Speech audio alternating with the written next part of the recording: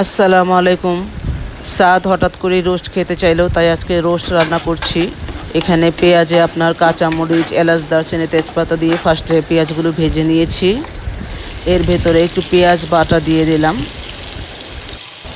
একটু কিছুক্ষণ নেড়ে চেড়ে ভেজে নেব ভালোভাবে, যাতে কাঁচা গন্ধটা না থাকে। এখন একে একে জয়ফল, জয়ত্রী, এরপর পোস্তদানা, এরপর কাজু বাদাম, পেস্তা বাদাম, এগুলো বাটা মশলাগুলো আমি আস্তে আস্তে দিয়ে দিচ্ছি। সাথে পরিমাণ মতো আদা রসুন বাটাও দিয়ে দিলাম। পরিমাণ মতো লবণ দিয়ে দিয়েছি সাথে।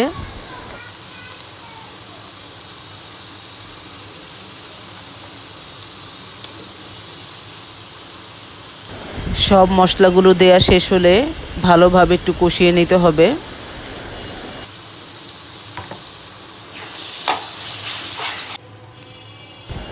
দিয়ে দিচ্ছি পরিমাণ মতো টক দই। এবার 1 কাপ পানিতে পরিমাণ মতো গুঁড়া দুধ মিক্সড করে দিয়ে দিলাম। বলক আসার পর আমি রোস্টের পিসগুলি দিয়ে দিচ্ছি, ভাজা পিসগুলি।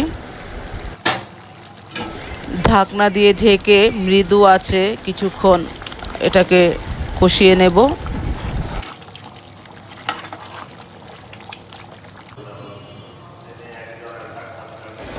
আমি সাথে অল্প একটু টেস্টিং সল্ট দিয়ে দিয়েছি। রোস্টটা কমপ্লিট হয়ে গেছে। আল্লাহ হাফেজ, ভালো থাকবেন সবাই।